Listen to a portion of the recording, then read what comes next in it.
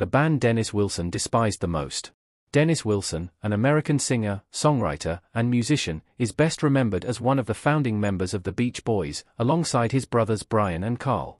Known for his bluesy, raspy voice and as the group's drummer, Dennis's talents extended beyond performance.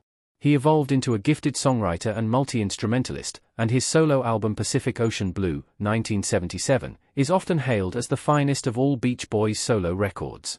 But while the Beach Boys became legendary for their harmonious sound and tumultuous personal drama, there was one band in particular that Dennis couldn't stand. As the Beach Boys grew in popularity, Dennis emerged as the heartthrob of the group. Unlike his brothers, he lived the California myth their music celebrated. He was the only true surfer in the band.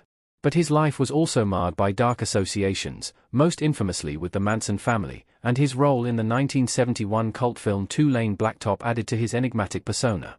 However, a major point of tension in Dennis's life came not from Manson, but from his complicated relationship with another iconic band of the era, The Doors. The Doors, known for their provocative and theatrical performances, were led by the electrifying and controversial Jim Morrison. With Morrison's poetic lyrics and wild stage antics, the band captivated audiences, but not everyone admired their approach. After Morrison's tragic death in 1971 at the age of 27, many wondered, could the Doors have sustained their impact on rock music? One of their biggest critics was none other than Dennis Wilson.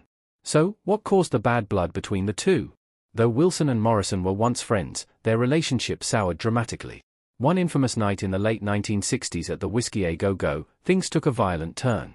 Morrison was heckling other bands when Dennis finally snapped, attacking the singer and creating a rift between them. From that moment on, Dennis couldn't stand Morrison's erratic behavior, his disregard for others, and the chaos he constantly attracted. Their friendship got sour and ended in violence. One night in the late 1960s, Wilson caught Morrison heckling bands at the Whiskey A Go Go and jumped the singer, causing a bust-up between the old friends. Dennis developed a serious dislike for Jim. He couldn't stand Morrison's reckless behavior, his disregard for others, and the chaos he brought everywhere.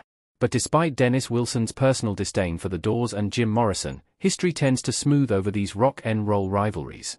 How could two of the most influential bands of their era be forever linked by such tension? And can we truly separate the personal from the artistic when reflecting on these icons? Despite Dennis Wilson's disdain for the Doors, history has a way of smoothing out these rock and roll rivalries. Both the Beach Boys and the Doors are now regarded as two of the most influential bands of their era. And while Dennis may not have been a fan of Jim Morrison's behavior, there's no denying that the Doors had a massive impact on the music world.